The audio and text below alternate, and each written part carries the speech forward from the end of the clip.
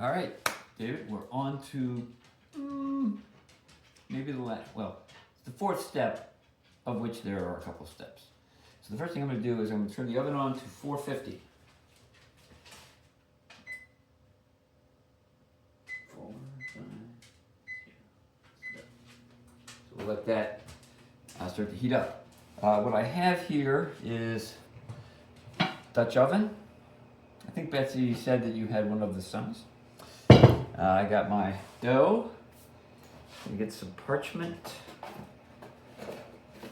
paper, and I've got some flour to spread. I use this mat because this wood surface, the flour gets stuck in it. Can't really use it directly. Anyway, so I like to get everything set up before I dump the dough. So I'll take some parchment paper, and I got a piece that's pretty long, longer than you would need for the pot, because I like the ends to stick out of it because I can use that to grab it to pull the dough out. So then I'll stick it in here, just kind of force it into the bottom.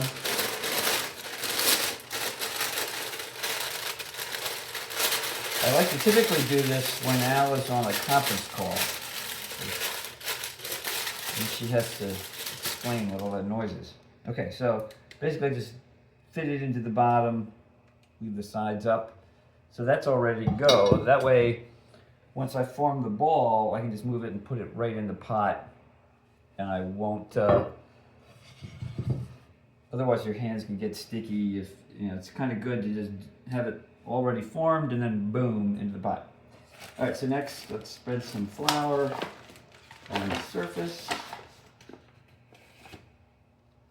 And because this dough is so wet, it's not like, you can use a lot of flour on here, and it's going to be really sticky, so you'll use a lot of flour on your surface and a lot of flour on your hands. All right, so now let's dump the dough onto the surface.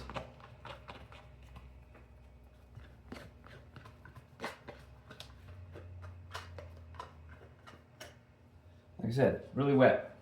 Now, spread some more flour on top of it.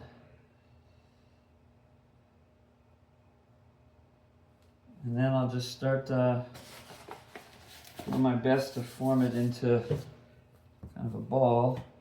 I like to try to soak up a lot of the other flour that's on here. And I just kind of take my right hand and tuck it underneath.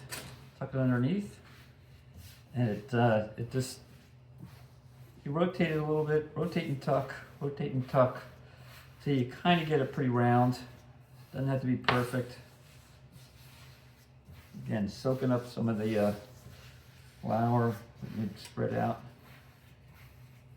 And then up and into side of the pot. I didn't have that on camera, but so up and into the pot, and that's how it looks in the pot. Okay, so now we wait for the oven to get to 450.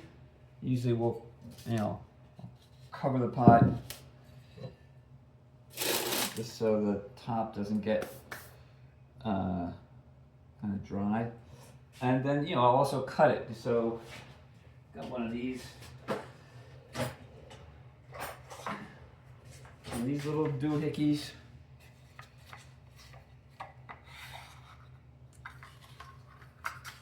So it's basically just a razor blade. I don't know whether you have one of those. I think you can also use a pair of scissors. Just something to cut the top of the dough. So I just score it, make a little X. Helps it, it doesn't really make that much of a difference. I've certainly been plenty of times where I haven't made any little X on it, but it can somewhat help as the dough expands, keeping it from getting, so allowing it to expand and rise in the oven without it kind of tearing a big chunk off. Okay. Once the oven is hot, 450, I'll put it in. And the other thing I do is, so I have I don't know if you can see it, I have a pizza stone on the bottom rack, and just above it, I have another rack.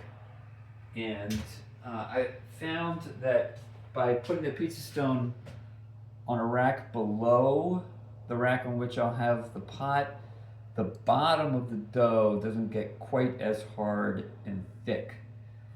Because with these pots, you know, if the pot bottom gets really hot, that the bottom of the dough can get kind of thick otherwise. Seems like it works a little better that way. So I got the bottom rack pizza stone and then a rack right above it. I'll put this in.